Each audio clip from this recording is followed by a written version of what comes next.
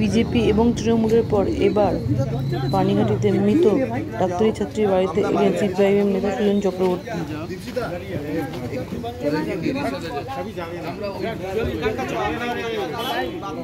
বাবাকে আটকে রেখে, মাকে আটকে রেখে, পরিবারকে আটকে রেখে, বেওয়ারিশ লাশের মতো করে রেখে দিয়ে এর চাইতে জঘন্য অপরাধ হতে পারে না।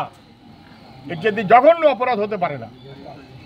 আমি বলছি, আমি যতটুকু শুনেছি, রাজ্যের সবাই, যে কোনো রাজনৈতিক দলের লোকই হোক না কেন, যে কারণেই হোক না কেন, প্রত্যেকেই যে কথাটা বলেছেন সেটাই আমাদের সবার কথা হবে।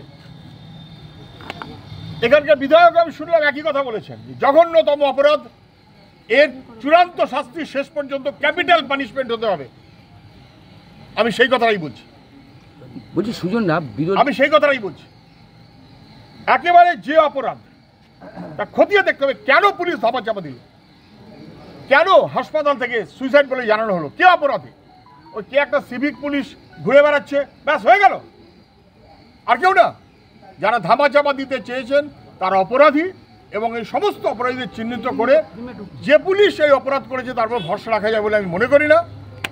সর্বোচ্চ পর্যায়ে তদন্ত হতে হবে এবং অপরাধীর যথাযথ শাস্তি, এর বিচার আমরা চাই। এটা নির্ভয়ার চাইতে কোনো অংশে কম নয়, এটা কামদুনির চাইতে কোনো অংশে কম নয়। মুখ্যমন্ত্রী নিজে সিবিআই তদন্ত হলে দেখুন, মুখ্যমন্ত্রী এবং তিনি ফাঁসির কথা বলেছেন। দেখুন, মুখ্যমন্ত্রী কামদুনিকেও ফাঁসির কথা বলেছিলেন। তারপরে কামদুনিতে রাজ্য সরকারের মনোভাব কী হয়েছে অতগুলো বছর পর তাও সবাই দেখেছে। মুখ্যমন্ত্রী বলছেন সিবিআই হলে আমার আপত্তি নেই। মুখ্যমন্ত্রী আপত্তি না থাকছে না, তার মুখ্যমন্ত্রী বললেই হবে সিবিআই। মুখ্যমন্ত্রী সিবিআই তদন্ত বলে দিন, এইটাই তো বলছি। মুখ্যমন্ত্রী বলেছেন সিবিআই তদন্ত হলে আমার আপত্তি নেই। তাহলে মুখ্যমন্ত্রী বলবেন কেন? উনিই তো পুলিশের মন্ত্রী। ওর পুলিশের উপরে মানুষের ভরসা কমে গেছে। এই ঘটনাতে যা হয়েছে সবাই টের পেয়েছেন, যেভাবে লাশ কার্যত বেওয়ারিশ করে দেওয়ার ব্যবস্থা হচ্ছিল এবং তাকে পুড়িয়ে দেওয়া হচ্ছে।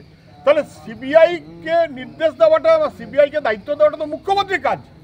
তিনি এখনো করেননি, তিনি অবিলম্বে করুন, দ্রুত করুন, না করলে কোর্ট মারফত করতে হবে। এটা কখনো হতে পারে না, এ সহ্য করা যায় না। সিভিক ভলান্টিয়ার একজন গ্রেফতার হয়েছে, সিভিক ভলান্টিয়ার কি করে এই ধরনের ঘটনা ঘটালো? যার উপর ডিউটির দায়িত্ব রয়েছে সেরকম করবে কি করে? আমি কখনো বলতে পারবো না কে দায়ী কে দায়ী না, কে অপরাধী কে অপরাধী না, কিন্তু সাধারণভাবে যেখানে ঘটনাটা ঘটেছে সেমিনার হল মাঝরাতে, সিভিক পুলিশ মাঝরাতে সেমিনার হলে ডিউটিতে থাকার কথা না, থাকে না। তা আবার 7 তলায় গেল কি করে? যাবার কথা না। ফলে এগুলো কোনো ধামাচাপা দেবার যে প্রক্রিয়া চলছিল সেই প্রক্রিয়ার অংশ কি না, এটাও কিন্তু সন্দেহের মধ্যে থাকবে। সেই কারণেই বলছি যথাযথ তদন্ত। মুখ্যমন্ত্রী বলেছেন সিবিআইতে আপত্তি নেই, উনি সিবিআইকে দায়িত্ব দিন। বাকিরা সবাই বলেছে, সমস্ত মানুষ, সাংবাদিক সবাই বলেছেন, সংবাদ মাধ্যম সবাই বলেছেন, আমরাও তাই বলছি। আমি নিজে শুনেছি এখানকার বিধায়ক তিনি বলেছেন যে ক্যাপিটাল পানিশমেন্ট হতে হবে এবং ছাড়া হবে না, আমরা শেষ থেকে ছাড়বো।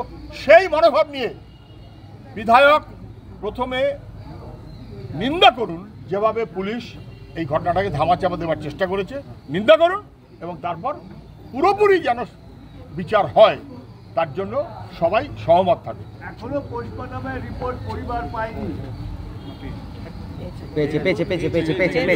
একটা প্রশ্ন এখানে উঠছে, সেটা হচ্ছে একজন সিভিক ভলান্টিয়ারের নাম উঠে আসছে, তার মোবাইল থেকে একাধিক তথ্য পাচ্ছে, কিন্তু প্রশ্ন হচ্ছে যে একজনের প্রাণ চলে গেল।